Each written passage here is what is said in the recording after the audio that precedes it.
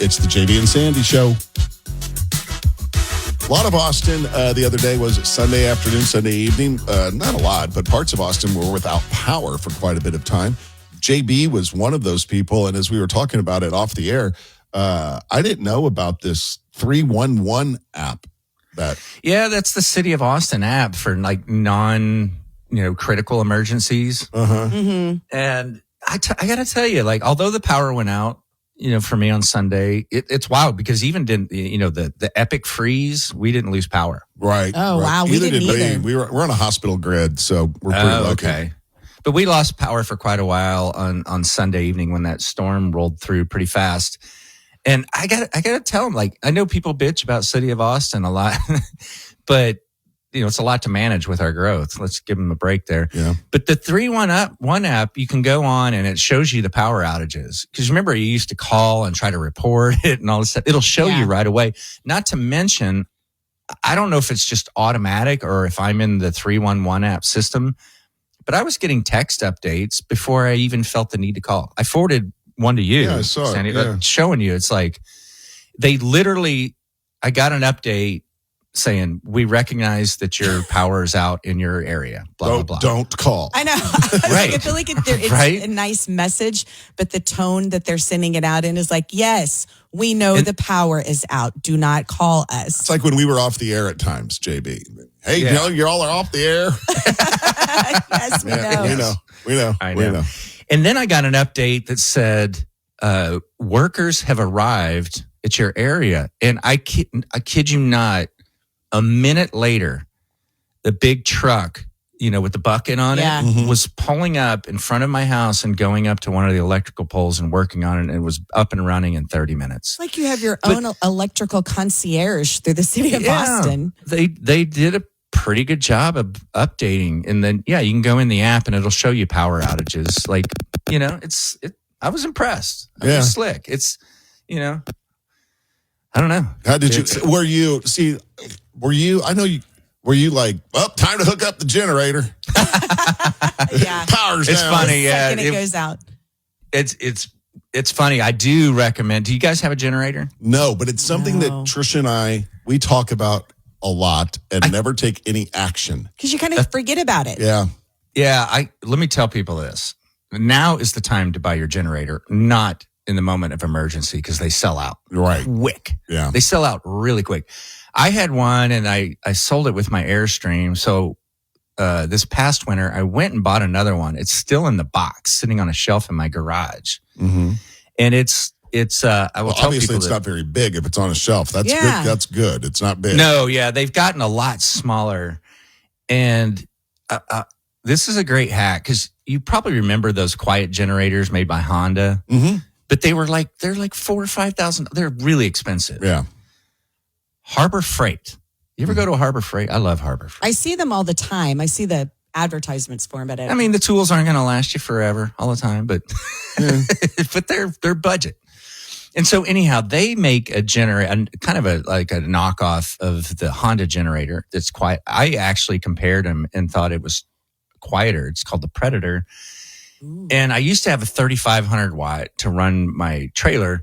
And then I was like, man, if we have power out again, you want to be able to run your refrigerator so you don't lose all your food, a space heater if it's winter, and keep all your devices charged and maybe, a lamp, right? Right. Pretty simple. The 2,500 watt generator there is like under $500. Whoa. Boy, that's worth it. Why? Right. Yeah. Why do you not want to pick up something like that? And just to have it. I know a lot of people after the big freeze went out and bought those whole home Generac. Yeah, things you can plug in, and you can plug those into your circuit, not your circuit board, but your fuse box. Yeah, is that the thing with the trip powers the whole house? Yeah.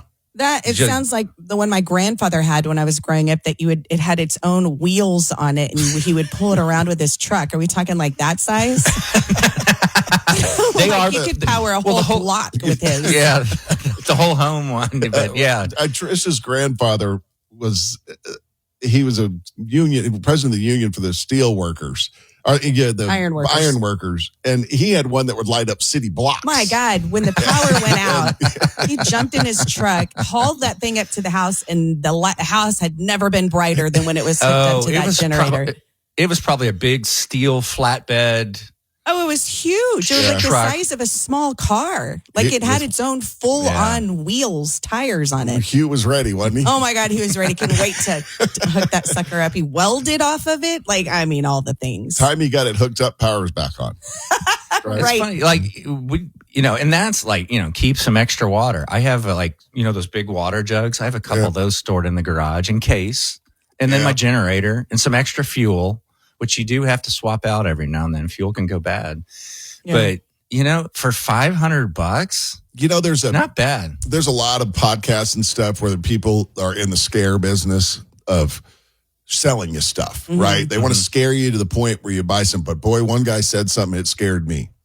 I think he was selling those buckets of frozen food. MREs. MREs, yeah. That's what he was selling. I see him at Costco. Yeah. He was slinging those things from some online company. He's like, hey, friends, you're only 3 meals away from Civil War. Oh, God. Meaning his point was like people get hungry, they get mad. Yeah. You know what I mean? And if your food supply runs out, you're in trouble. Happens every day with girls. Yeah. Imagine that on the scale of all of the country. So we should make it a goal, Trisha, to just set up, for those of you that don't know, Trisha and I are married, an emergency stash with a little generator, some food, some water, some candy bars for you. Candy bars. They do have those buckets at Costco. I swear I saw them. It's like a 25-year shelf life. Yeah, why not? Yeah. And they're loaded with calories, right? Those meals are I don't know loaded. what all is in there. I should go grab one. Somebody's not going to come up with low-calorie MREs, so you don't turn into gluten-free MREs, no-calorie MREs. I tell you, it's funny because I grew up in Texas, but I was born in Kansas, and Sandy has some Nebraska roots from his dad being in the Air Force. Tell me if you remember this. So back in the day, in like the 70s, we didn't have generators. Right. People didn't have a home generator unless you were in that industry for some reason. And power would go out all the time for a long time in the Midwest from tornadoes. Yep. A long time, like weeks. Yep. And tell me if you remember. And there's another characteristic about people in the Midwest is they will buy their beef for the whole year. Mm-hmm. Like you split a cow with a neighbor. Yep. Did you do that growing up? Oh, yeah. Yep. And then they had basements up there, which we don't hear, and you would have a deep freeze. Yep. And, mom would call from work, to you after school and say, hey, go take such and such out of the deep freeze. And between that call and the basement, I would forget. Yep, you got in trouble a lot, didn't you? Some of the worst butt chewings ever were not pulling something out of the deep freeze. But when your power would go out, you needed two things. You needed to cook up everything before it went bad. Yeah. And people didn't have big gas grills like you had now. Right. You had charcoal grills. Yeah. And so everyone in the neighborhood would be out there firing up the charcoal grill and cooking all their meat.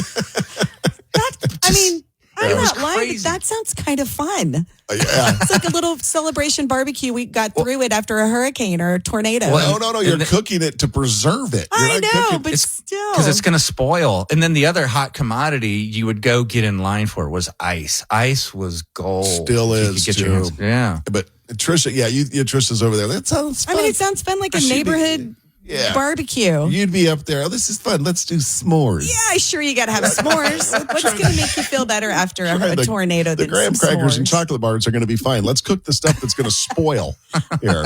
I'll be in charge of s'mores. All right. Yeah, I could just see you doing that. But and also, it's in North Texas. It's pretty popular, common. I remember my grandmother in Wichita Falls had a tornado cellar that you went to during the storms, and because they had been through it, they had lost a house once, and then they built it. But down there in that tornado cellar, which was outside, was just full of canned stuff: okra, pickles, tomato. You name. If you could can it, my grandmother canned it, and it had lots of jam, very unique smell. Yeah, it was very musty. Yeah, right. And we used to think, like, I was like a kid, like Trisha was like, oh, this would be so much fun if a tornado came, right?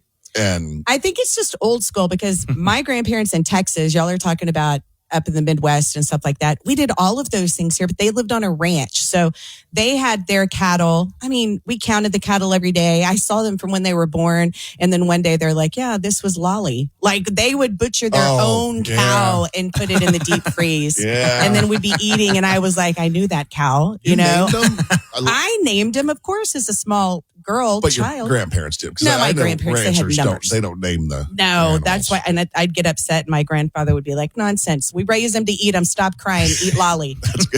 Eat Lolly. That should be on a t-shirt. Yeah.